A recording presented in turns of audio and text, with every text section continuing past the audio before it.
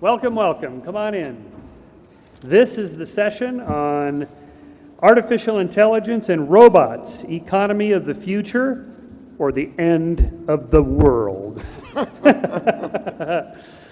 I am Michael Shermer, the publisher of this magazine, Skeptic Magazine, and a monthly columnist for Scientific American, and I'm a presidential fellow at Chapman University, and I am the host of this particular session. Just by chance, Ed happened to have a copy of my own magazine, thank you, Ed, in which our cover story is on this very subject: could artificial superintelligence destroy us?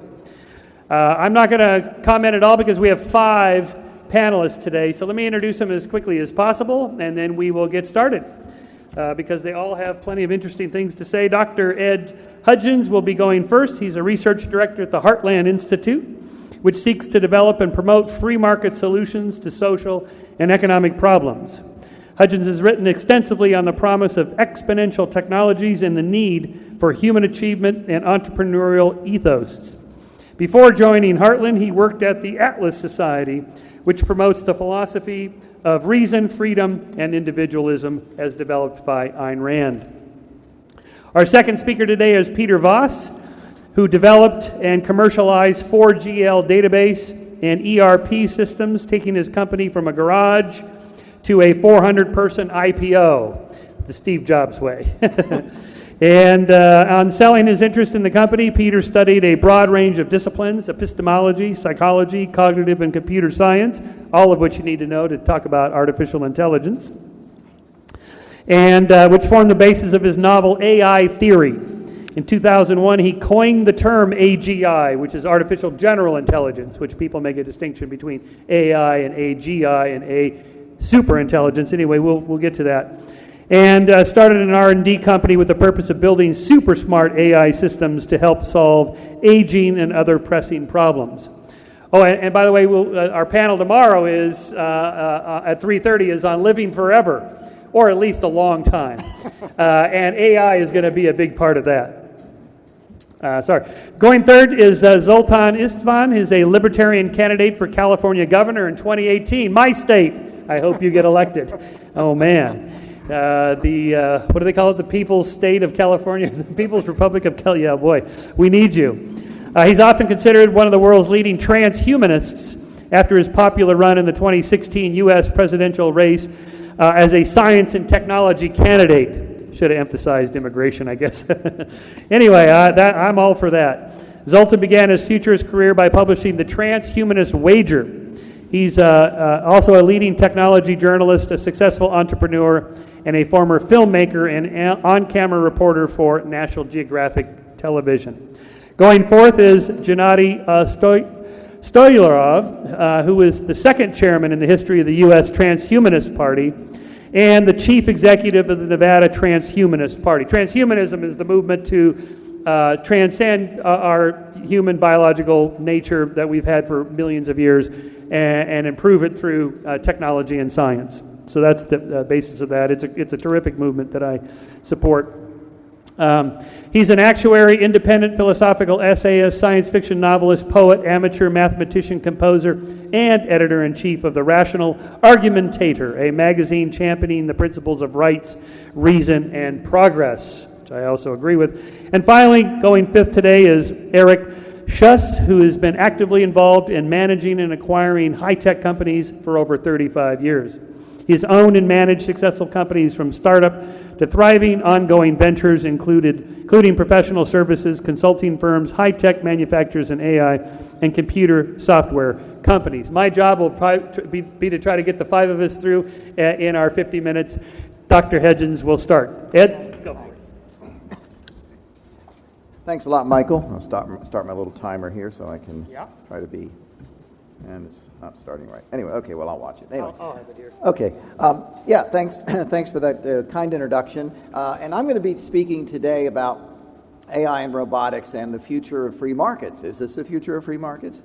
And just to put this into, let me just put this discussion into context. We're really talking today about exponential technologies. That is, technologies that don't go 1, 2, 3, 4, 5, 6, 7. They go 1, 2, 4, 8, 16, 24, 32, 64, And the example everyone knows is Moore's Law, how computing capacity has doubled every 18 months to 2 years, and so you've seen this incredible explosion, a logarithmic explosion of computer power. And what that's done, of course, is given us the information and communications revolution. It's given us every imaginable kind of application, including the computer I'm working on today. Smartphones have only been around for 10 years. I mean, tablets have only been around, the iPad has only been around for 7 years. You see that these technologies are catching on much quicker. It usually took 50 or 60 years for something like telephones to get into most households. The internet, it was like 6 years. That's the sort of thing we're talking about. This, of course, has led to robotics, 3D printing, and lots of things that are going to be transforming our economy, and are transforming it right now. One of the things I like to say is that I'm secular myself, but for most religious people, what are the great miracles? It's to make, the blind see and the deaf to hear and the lame to walk. Guess what? It's happening right now. And I've given other lectures where I go over all the technologies that are doing exactly that right now. These should be on the headlines of newspapers and all across the country. The genetic revolution is coming along as well. The cost of sequencing a human genome has gone from $100 million in 2001 to $10 million in 2007 to just over $1,000. So the sort of thing you see with people starting in the garage, and doing Apple or doing what Peter did, you're going to start seeing that with genetic engineering. And of course, a lot of people say this is going to lead us to transhumanism. That is, we're not only going to be able to cure diseases, get rid of Alzheimer's, extend life to 150, 200 years old, who knows, maybe forever. That is what is coming in our future. Who could be opposed to this? Who could not see this bright future? We're going to have so much more power, productivity, riches, and so forth. Well, here are a few headlines from the last month or so. Amazon is going to kill, mind you, more American jobs than China did. Robots could steal, mind you, 40% of U.S. jobs by 2030. Within 20 years, automation may take the place of about 5.1 trillion years in labor, with more than 98% of the savings going, of course, to the dirty rich people. You got to throw some class warfare into this discussion, otherwise what's the point?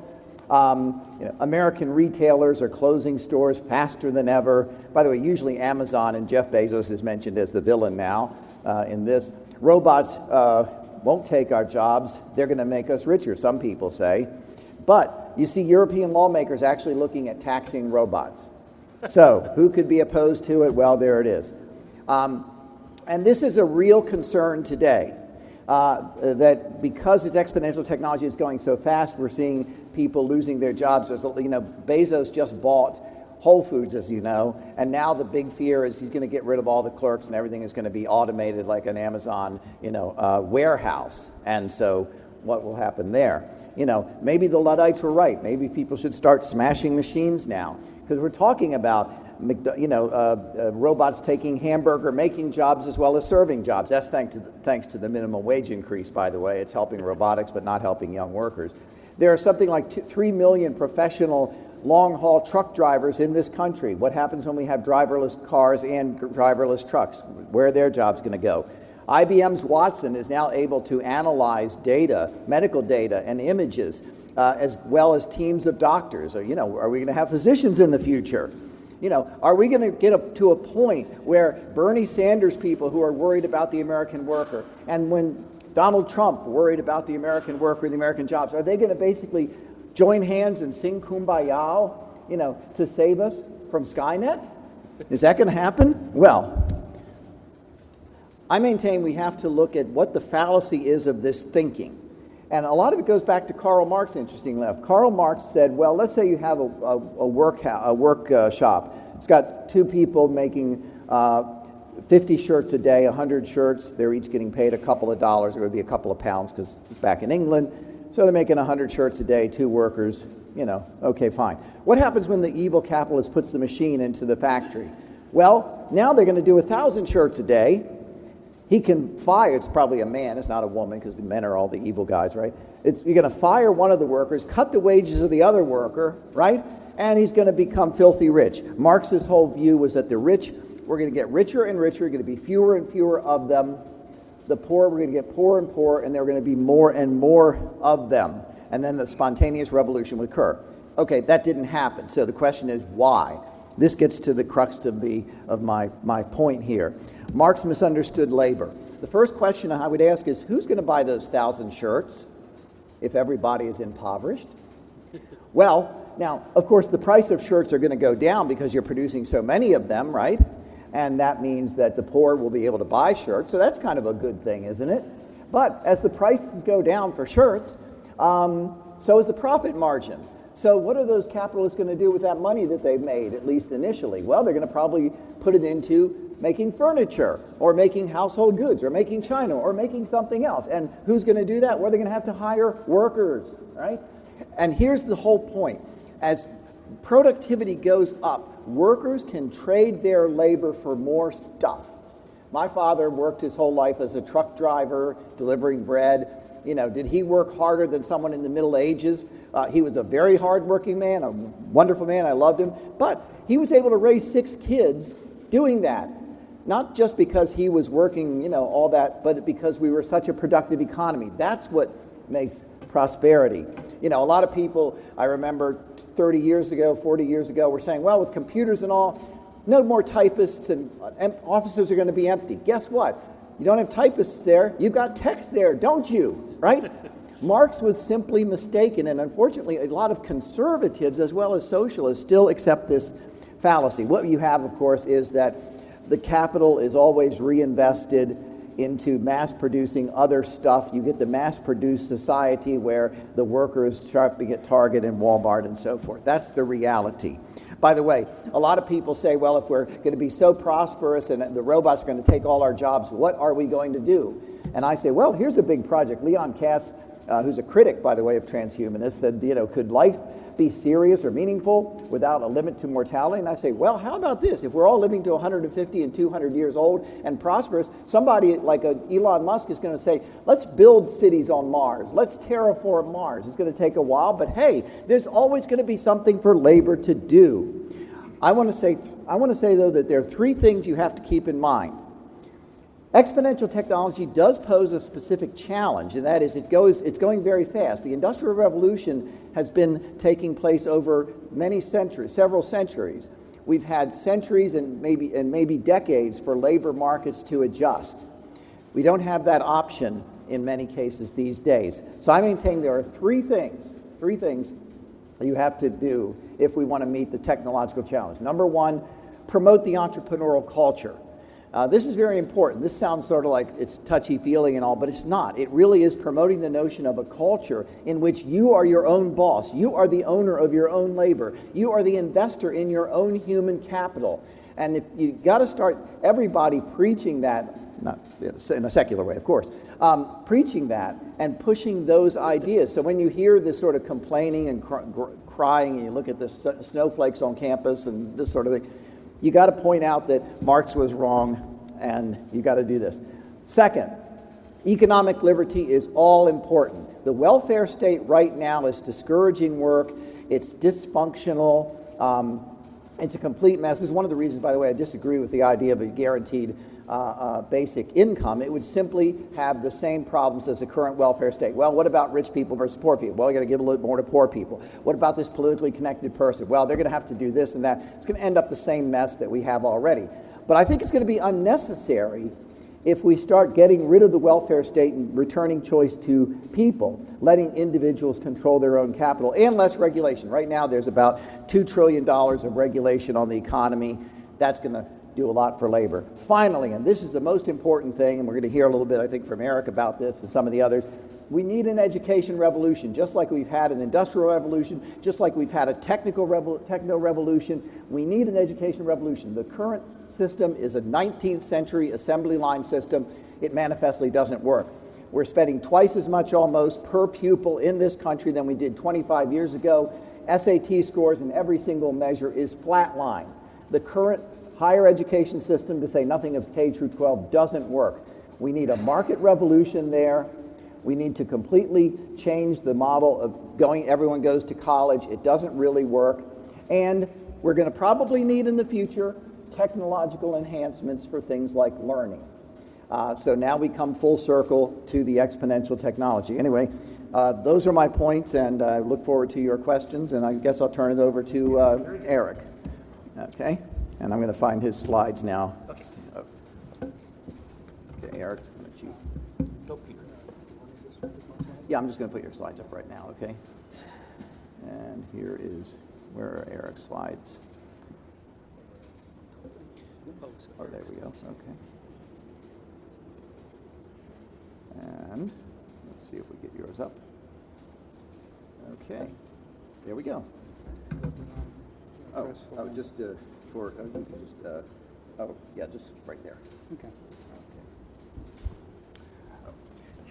All right, I have the difficult task of trying to explain the different types of AI and how they will evolve and what their differences are, but I'll try and do my best to give a very quick overview in about 5 minutes. So first of all, I'd like to make an important distinction. I'd like to make an important distinction between what current AI technology is and what we see and what is being developed right now, and what the impact of the current technology is likely to be, but then also what we are likely to see in the future. Now, there's a big debate as to how long it will take for us to actually get to true human level intelligence. And I'll just touch on that and I'll give my own opinion on it. But there is really a very fundamental difference between the AI we are seeing now and it's being developed now and what ultimately human intelligence requires.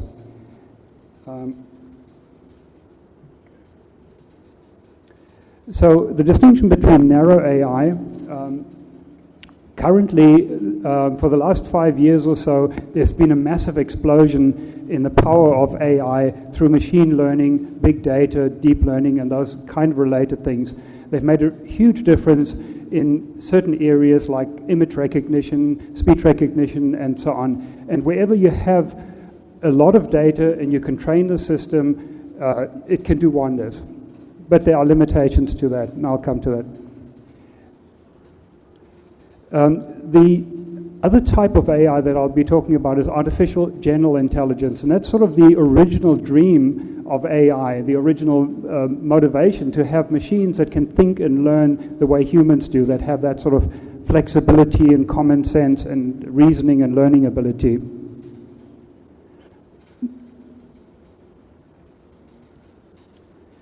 Now, to make the distinction sharper between these two types, I want to talk a little bit about what intelligence is and what intelligence actually entails. So, this is not an exhaustive list, and I don't even have time to go into detail. But first of all, it has to be a general learning ability.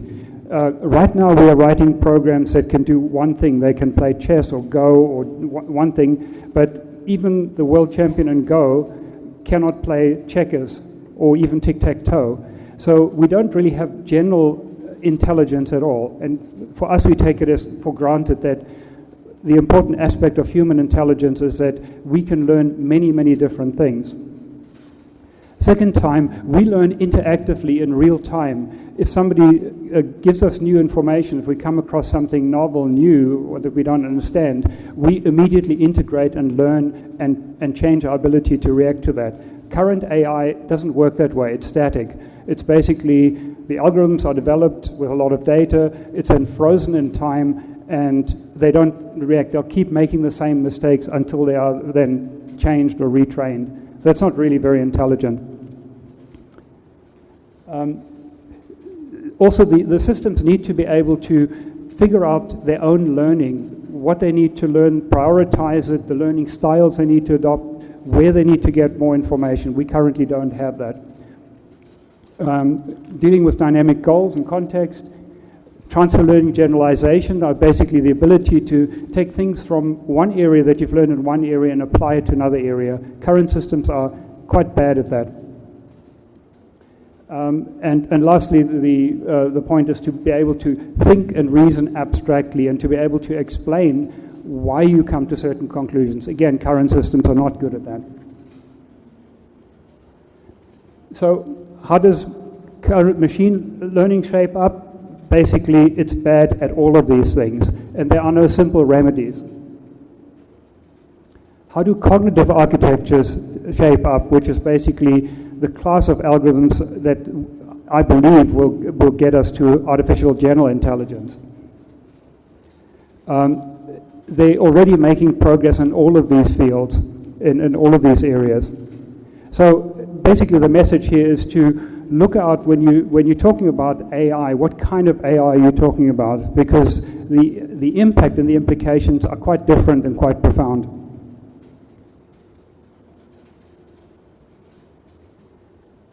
So the current AI that we're seeing is good for routine and static tasks, basically tasks that don't change very quickly and interactively, and that don't require common sense.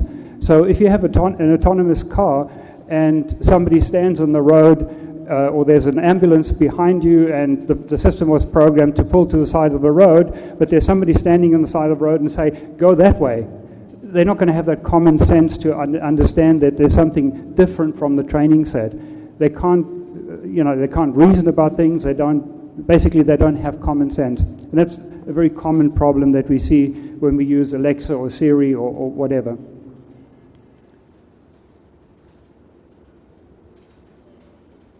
So the implication of that is that the current crop of AI really cannot replace jobs that require abstract thinking, that require flexibility, that require common sense. They also have severe limitations in jobs that require dexterity.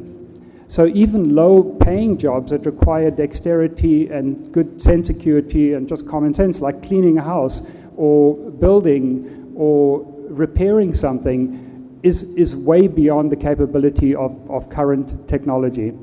Once we get to AGI, once we get to systems that have this flexible learning ability and common sense, then every human job can be replaced. And that really is a definition of the singularity. And I think there is a really fundamental disconnect of economic theory, of everything we know in the past, when the only reason we'll basically use humans is because we simply have a subjective preference to have a human serve us, for example, or to interact with a human, because the machines will actually be better at doing everything. So it becomes really tricky to think about that situation.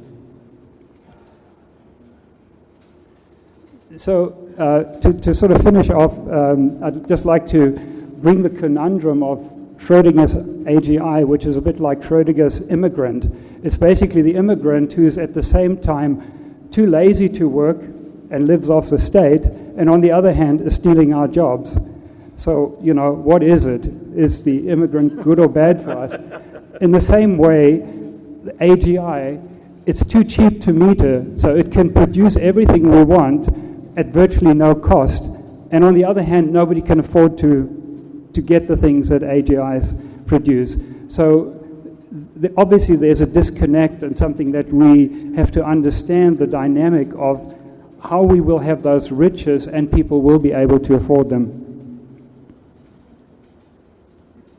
I don't have time to talk about radical human augmentation, because one of the things that people say for us to be able to fight this or to obviate this problem of having robots that can do everything better than humans is to augment our brains. Now, there's severe problems with that, and if you're interested, you could look at some things I've published on it. To this audience, I'll just mention one knockdown argument, and that's FDA.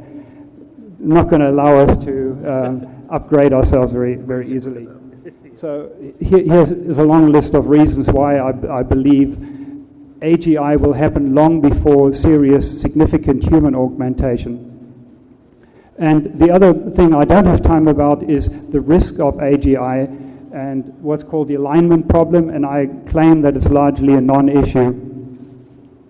And I have several essays on that on medium.com. So I'll leave it at that.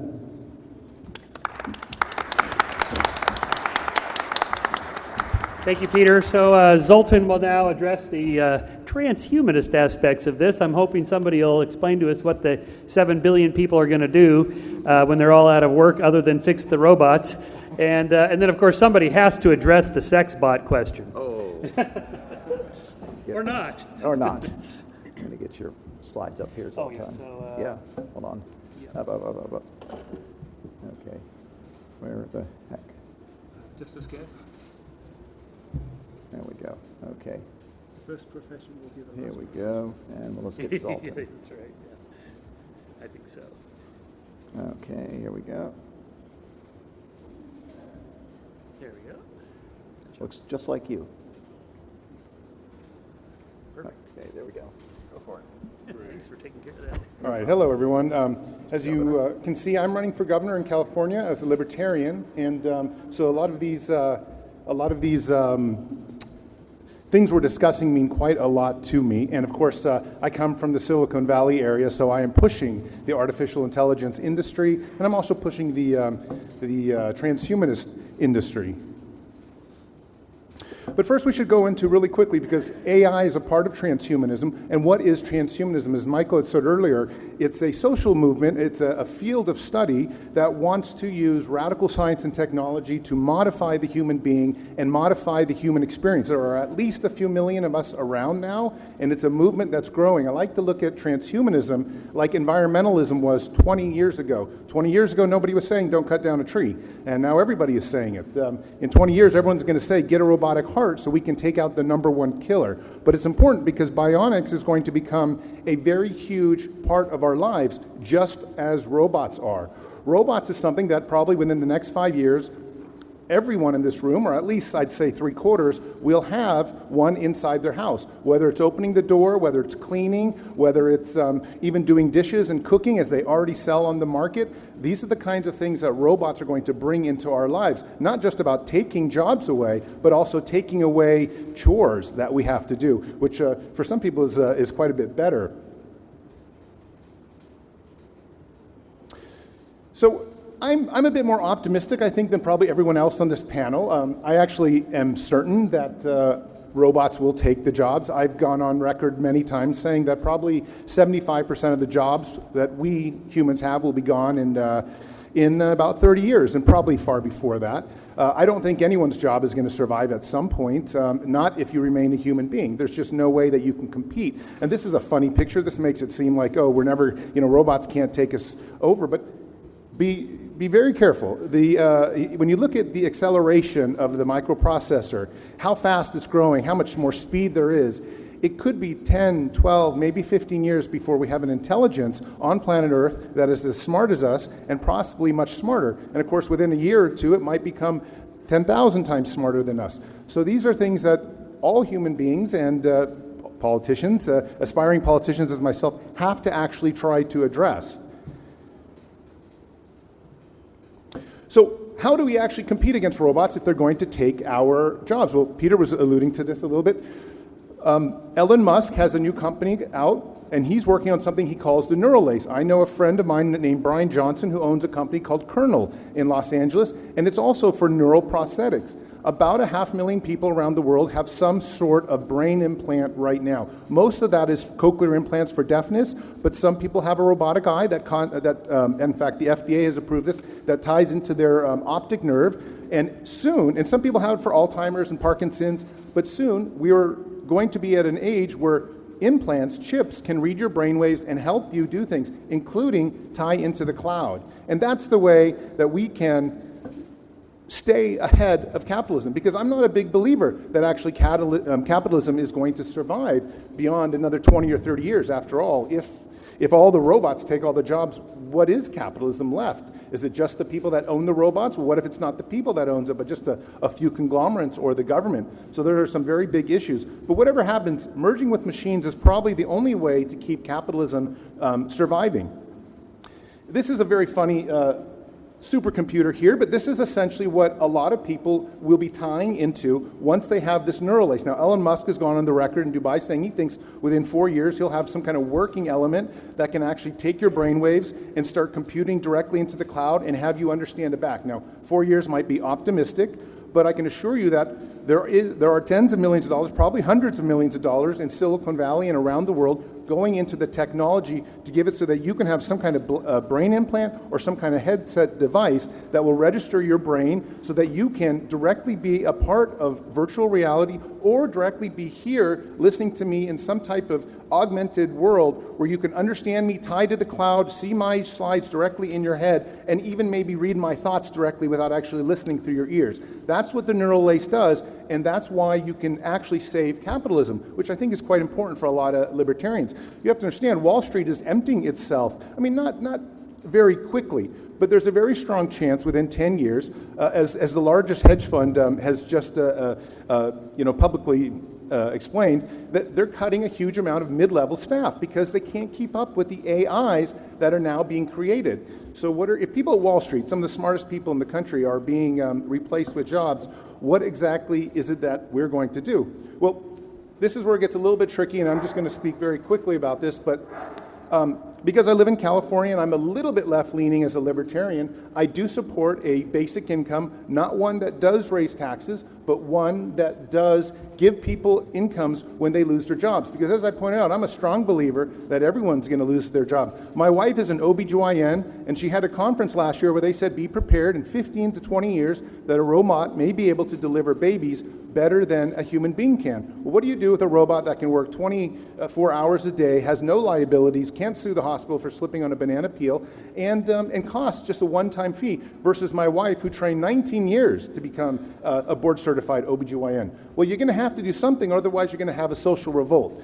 And I've advocated for a basic income. If you don't know, my basic income operates off a federal land dividend. America is sitting on approximately $150 trillion of federal land. A lot of it is fossil fuels. And it all belongs to us, not really the government at all. It belongs to the people. So I have said, what would we do if we divided it by 325 million Americans? Well, we'd each get $500,000 apiece. My federal land dividend, though, is based on leasing out land and not selling it to make sure that we could continue paying an income to people that have lost their jobs. And like I said, I'm a pretty big believer that everybody at some point is going to have to be challenged with AI, with robotics. There's just no way to keep this trajectory of the microprocessor, of computing power, from stopping unless we actually, as Ed had said earlier, if Bernie and Trump decide to kill all the robots, yes, if we want to stop science and technology, that's a way to keep our jobs. But I do not think that's going to happen. So I think the best way for us to move forward as a species is to learn that it's okay to see ourselves as part machine sometime in the future, to accept things like Elon Musk's neural lace, and to understand that capitalism may be a combination of robotics and biology, which is okay. Thank you.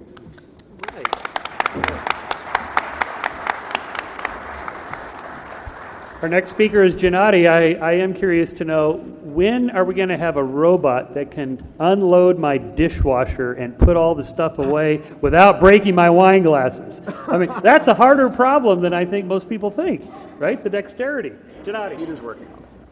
Thank you, Michael. And I think that's an apt introduction to the view that I will present, which is a more nuanced view on the impacts of AI on employment and the economy and the future of capitalism.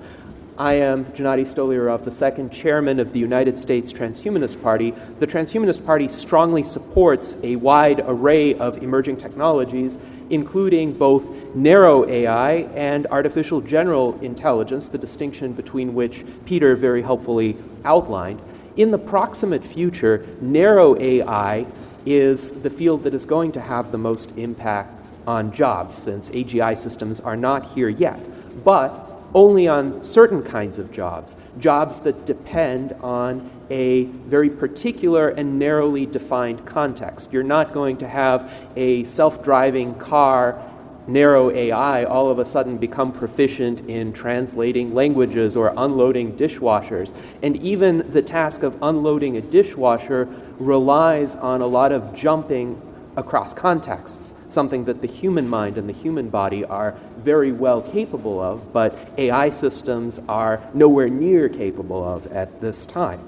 And I would also suggest work that requires creative judgment, particularly judgment that brings in multiple disciplines or extensive personal experience, judgment intended to overcome a multifaceted challenge or to avoid a suboptimal outcome, which is what most management problems and high-level professional problems try to achieve, will only continue to be in higher demand because as narrow AI automates the conceptually simpler, more repetitive, high-throughput tasks, the level at which problems in our world will accumulate will be the level that requires creative judgment and, for now, human judgment to solve. I am a property and casualty actuary by profession, and from personal experience, I can note there's a significant difference between actuaries and what I would call quants. A quant is someone who has a certain degree of knowledge of mathematics and statistics and predictive modeling and can follow a rote set of procedures to construct a predictive model, but a quant may not be equipped to question the assumptions of the model and the realism of the model when applied to a particular context. On the other hand, actuaries are trained to employ professional judgment, to focus on the underlying assumptions of the methods and models and to see whether they are actually germane to a particular context, say in insurance or risk management. And indeed, work that is done in isolation from real-world implications may well be automated away by narrow AI, but not work that considers whether a particular technique is realistic in the context of the problem you're trying to solve. So for the foreseeable future, it should be possible for those who are well educated, who are equipped with good judgment, to earn steady and rising incomes and to continue to fuel a capitalist economy. However, I do realize that not everybody is equipped to function at that level, to solve complex business problems, even for a small business. Indeed, we all know many people who wouldn't be capable of effectively running their own lives for a variety of reasons. So right now, those individuals do have a certain degree of economic security from the more routine types of jobs that may be automated away in the near future. And this is where I side with Zoltan in supporting a kind of guaranteed unconditional universal basic income that would replace all of the existing labyrinthine systems of the welfare state, which are conditional, which are expensive to administer. A guaranteed universal basic income, if everybody gets the same amount, from Bill Gates to a pauper on the streets, would not require any degree of complex administration. A simple computer program can determine, are you alive?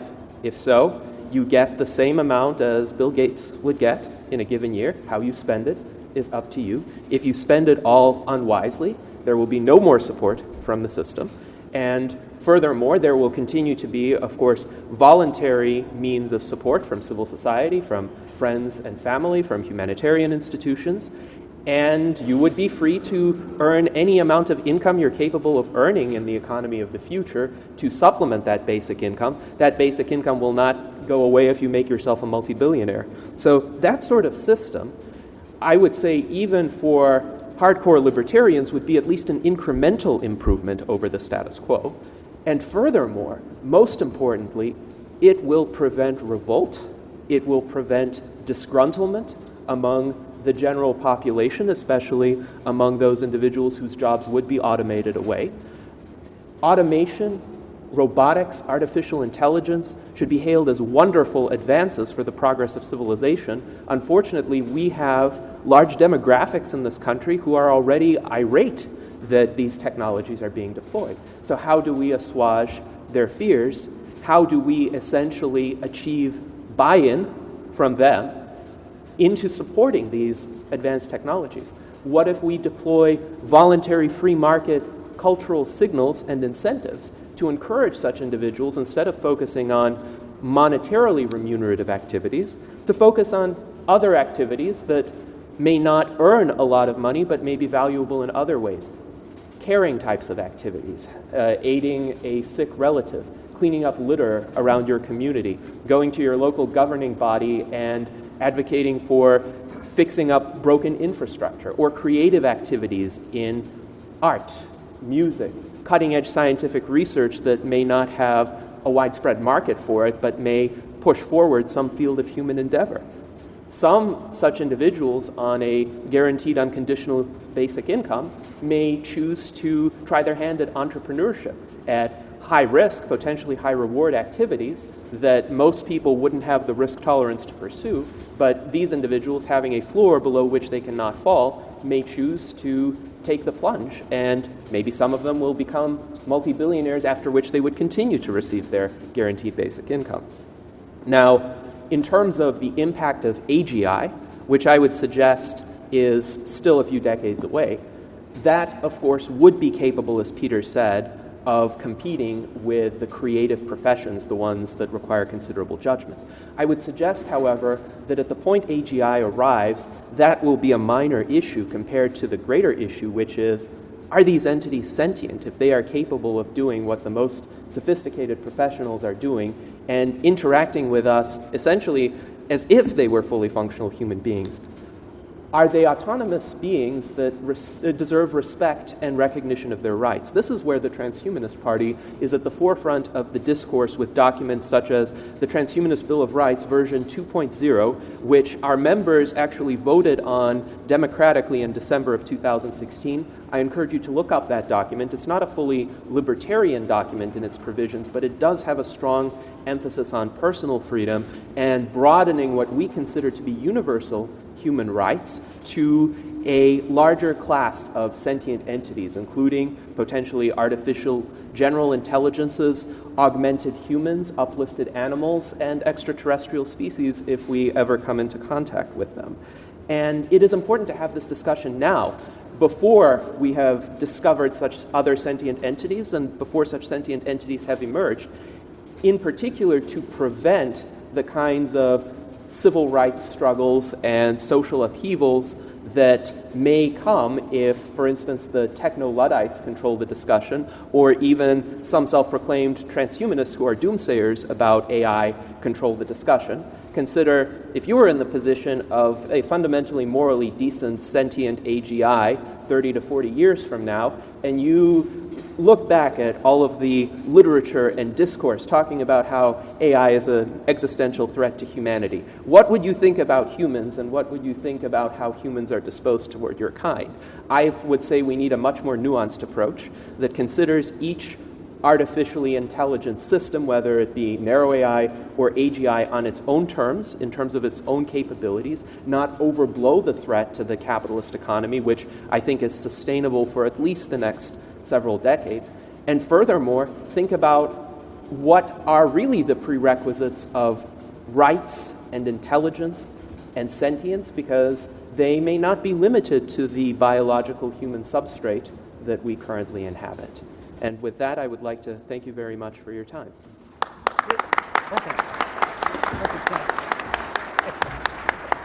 All right, our last speaker, Eric, will, I presume, along with our other candidates, has not yet called for bringing back coal jobs.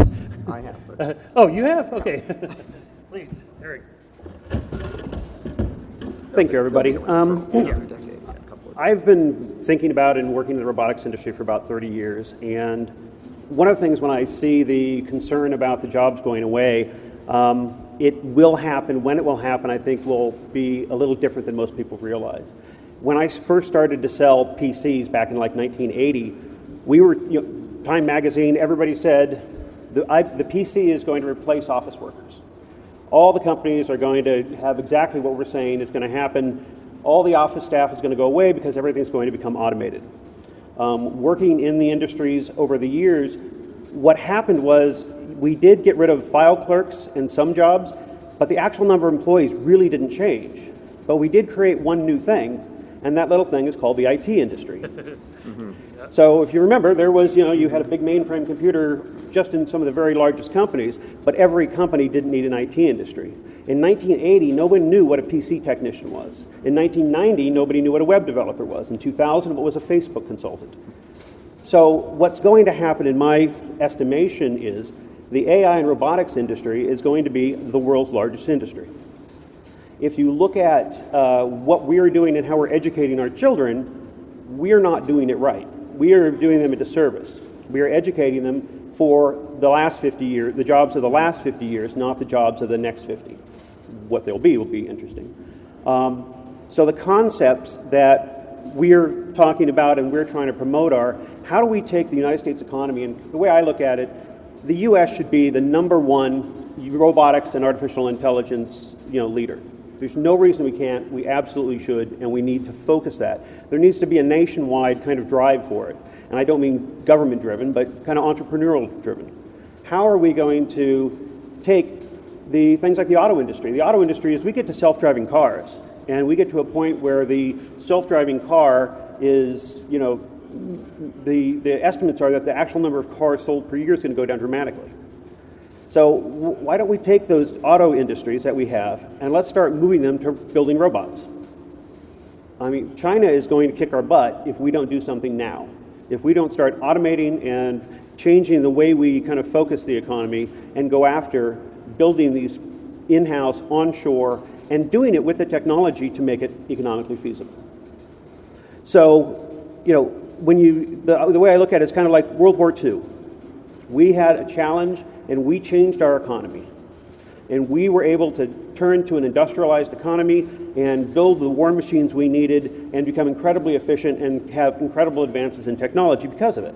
Well, that's kind of what we need to do. We just need to do that with robotics. And someone I told this to was kind of funny. They go, the auto industry, how are we ever going to compete with the Germans and their engineering and the Japanese and their robots? And I said, we did a pretty good job in World War II against those two. I think we can do it again.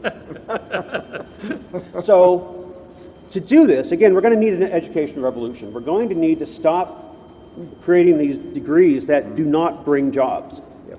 So what we're also thinking about is we need to create focused degrees. We're looking at starting an online university where anyone can go online, and you basically get focused degrees. If I want to get a degree in AGI algorithms, I can go to a company like Peter's company and say, Peter, tell me the exact skills you need. What are all the different pieces that you need out of an employee? And let's build a focused degree on that. And the company can then donate or support it, and we can have these degrees. And all we ask is that when the people who come out of it are there, you give them an interview. So we go to Disney. Disney, tell me who you need to hire right now. Let's create the degrees and the information that are going to be able to actually give people who are going to be able to be, liberal arts degrees are fabulous. How much of that degree in college, how much of the stuff you did in college are you actually using today? Thank you. So the concepts of figuring out how we're going to be targeting, our education system, our economies, all have to, go to this concept of a new way of looking at ourselves, because we are going to become more and more integrated with the technology. I always say it isn't us versus AI. It's us plus AI versus AI, if you want to say that. Because we are going to be smarter. And any AI that is going to be created is going to be enhanced by the human creativity and human intelligence. So I'm not a doomsdayer on where we're going, that AGI or AI is going to destroy us, because I don't think that makes sense. I work a lot with artificial intelligence and emotions. I have a firm belief that the technology really needs to understand human emotions to have intelligent conversations. Peter knows this; he does this very well as well. How do you figure out sarcasm? How do you figure out somebody's angry? Well, the tools today are fantastic. I can have a mobile app that, while I'm talking to my phone, it can run 5 different what I call affect engines and tell, am I angry? Am I being sarcastic? Am I telling the truth? So it may want to come back and ask a question a different way because that doesn't seem quite right.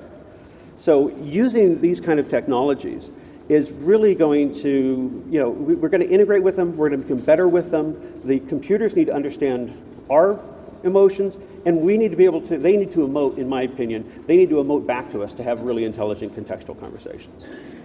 So all of this together is really important because, again, once we go ahead and we automate away 70% of the jobs, how do we figure out what is going to make people get up in the morning, be excited, and have a fulfilling life.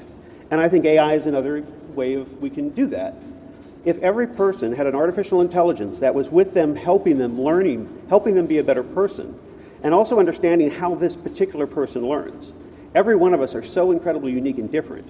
To try to figure out, what's the best way to teach a language? Well, it's probably going to be, today we're starting to create some new courses in virtual reality for language immersion. Because if you're going to learn a new language, it certainly is a lot better if you're sitting in a cafe in France. Well, what if you can put on a virtual reality headset and be in a cafe in France? And now I could have other students sitting around the table. The teacher could be there as well, or those could be artificial intelligent bots that are having the conversations. And as I'm talking in virtual reality, I'm seeing the words in English, I'm seeing them in French. As I speak, I say it in French. It can correct. It can have if I don't know it, I can say it in English, and it will then tell me what I should say in French. So, and the artificial intelligence is going to be there to understand what words are they understanding, what are they getting, what aren't they getting. Okay, they're not getting prepositions, they're not getting structure, so let's target that in real time to make that better. So artificial intelligence, I think, is going to be able to do some amazing things in the world of education, in the world of manufacturing, and again, all of this to get off planet. I think getting off planet, as Elon Musk is promoting, is where we're going to need to go, because again, if we automate out the jobs, what are people going to do every day? And exploration, art, science, music, we kind of got to figure out what everybody's special purpose is in life. And I think artificial intelligence can do that. So.